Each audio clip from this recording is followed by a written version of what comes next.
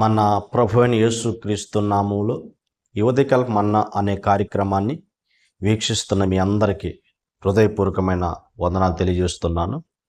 కృపగల దేవుడి జ్ఞాపకం చేసుకొని గడిచిన దినమంతా కృపలో భద్రపరిచి కాపాడి క్షేమం దయచేశాడు.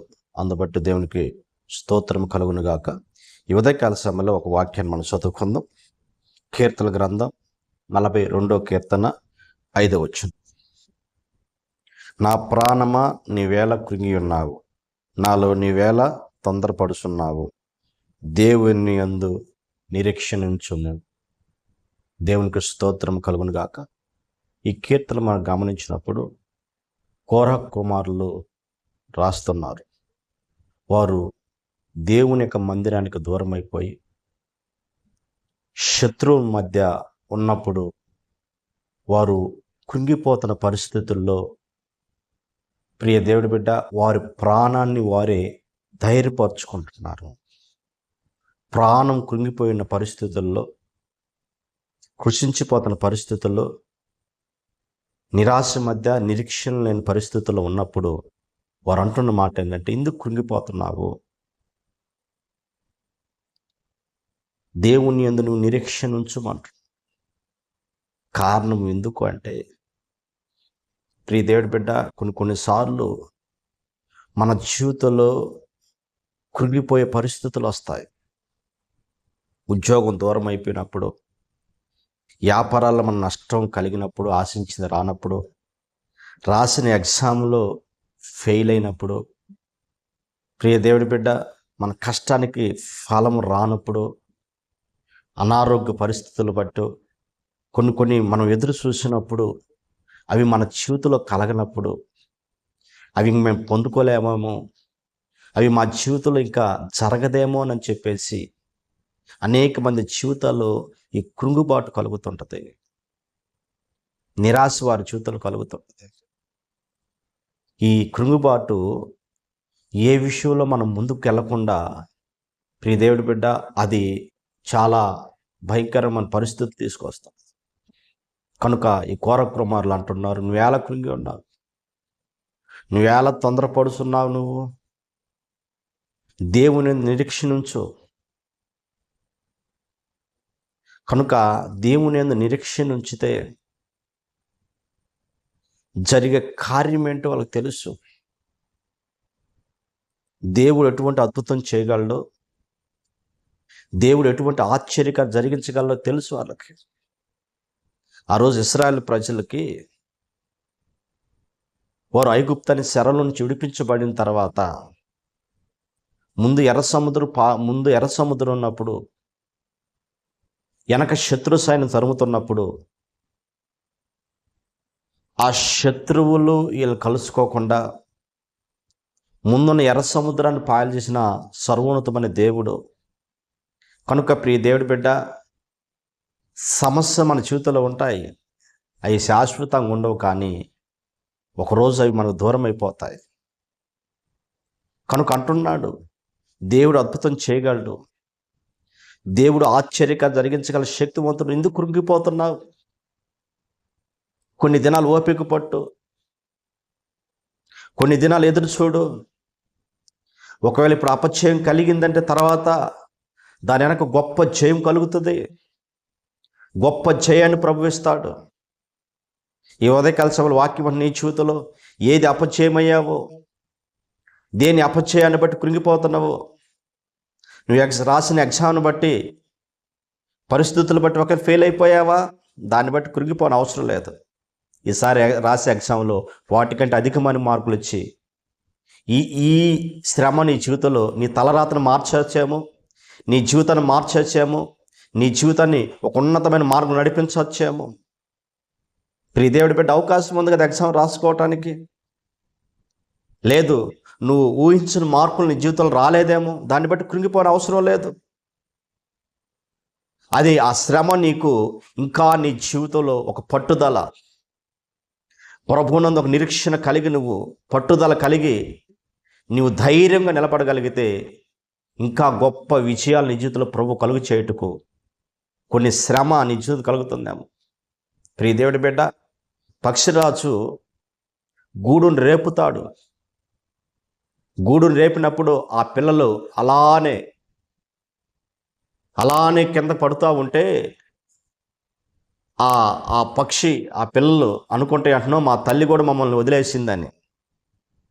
ఎప్పుడైతే కిందకి పడే లోపలనే ఏం చేస్తుంది, మరలా తన రెక్కలతో తీసుకెళ్ళి పైకి వెళ్ళి తన గూట్లో పెట్టుకుంటుందంటే ఎందుకు అలా చేస్తుంది? తన పిల్లలు ఉన్నత స్థలంలోకి ఎగరాలని. కనుక ప్రియ దేవుడి బిడ్డ, ఒక శ్రమ, ఒక అపచయము నీ జీవితంలో ఎందుకు కలుగుతుంది అంటే నిన్ను ఒక ఉన్నతమైన మార్గంలో ప్రభు నడిపించడానికి. నీ పట్ల ఒక ప్రణాళిక దేవుడికి ఉంది. నీ పట్ల దేవునికి ఒక ఉద్దేశం ఉంది. కనుక చిన్న విషయానికే నువ్వు కృంగిపోయి, చిన్న విషయానికే నీవు ఏదో అయిపోయిందని చెప్పేసి ప్రియ దేవుడి బిడ్డ నిరాశపడవద్దు, కృంగిపోవద్దు. కనుక ప్రభు ఉదయకాల సమయంలో ధైర్యం గల మాట మాట్లాడుతుంది. కనుక కోరహ కుమారులు కూడా అంటున్నారు, నువ్వేళ కృంగిపోతున్నావు, దేవుని యందు నిరీక్షణ ఉంచు. ఎప్పుడు ప్రియ దేవుడి బిడ్డ మన జీవితంలో కృంగుబాటు ఉంటుందంటే, ఎప్పుడు నువ్వు కృంగిపోతావంటే, ఒకప్పుడు చక్కగా దేవుని ఆరాధిస్తూ, దేవుని గణపరుస్తూ, దేవుని యొక్క సన్నిధికి వస్తున్న నీ జీవితంలో ఈరోజు నువ్వు దేవుని ఆరాధించలేకపోతున్నావేమో, ప్రభువును నువ్వు గణపరచలేకపోతున్నావేమో, ప్రభు సన్నిధికి సకాలంలో వెళ్ళలేకపోతున్నావేమో. దాన్ని బట్టి ఒకప్పుడు నేను మంచిగా ఆరాధించేవాళ్ళు, స్థుతి ఏమైపోయింది నాకు అని కృంగుబాటు మన జీవితంలో కలుగుతుంది. రెండోదిగా ప్రియ దేవుడి బిడ్డ, నీ జీవితంలో కార్యం జరగక నువ్వు శ్రమలు పడుతున్నప్పుడు ప్రజలు నిన్ను చూసి మీ దేవుడు ఏమాయను, ఒకవేళ మీ దేవుడే ఉంటే ఎందుకు నీ జీవితంలో ఈ కార్యం జరిగించడం లేదు,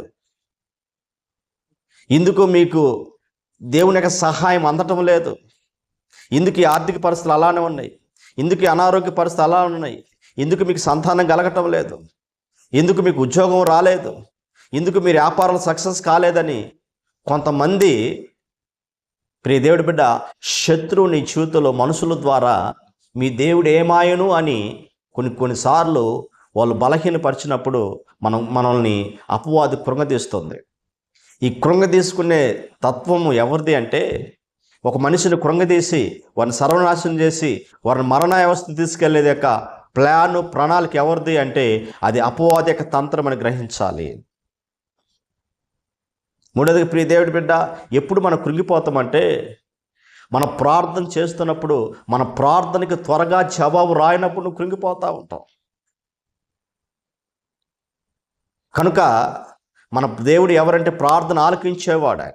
ఒకవేళ నీ ప్రార్థనకి ఎన్ని వెంటనే జవాబు రాకపోవచ్చు కానీ, ఒకవేళ ఆలస్యం అవ్వచ్చు కానీ, ఆ ఆలస్యం వెనక ఒక అద్భుత కార్యం ఉంది. ఆ ఆలస్యం వెనక ఒక ఆశ్చర్యకార ప్రభు జరిగించే దేవుడు ఆయన. ఈ ఉదయకాల సమయంలో ఏ విషయంలో కృంగిపోతున్నావో, ఏ విషయంలో జరగలేదని భయపడుతున్నావో, ఏ విషయంలో దేవుడు కూడా మమ్మల్ని వదిలేయడమని చెప్పేసి కృంగిపోతూ ఇంక ఈ సమాజంలో నేను బ్రతకలేనేమో, ఈ సమాజంలో ఒక ఘనతగా మాకు ఉండదేమో, ఈ సమాజంలో మేము తలెత్తుకొని తిరగలేమని చెప్పేసి ఒక వేదనకరమైన జీవితాన్ని ఒకవేళ ఈ ఉదయకాల సమయంలో జీవిస్తూ ఉంటే ఈ అపచయాల మధ్య ఎలా తలెత్తుకొని మేము వెళ్ళాలి?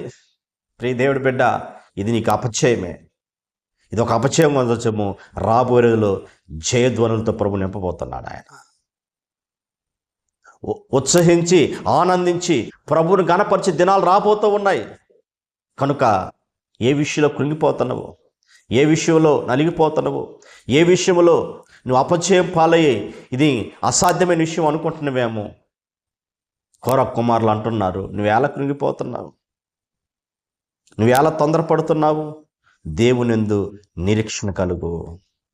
ఎందుకంటే ఆయన ఎటువంటి అద్భుతమైన జరిగించగల దేవుడు ఆయన.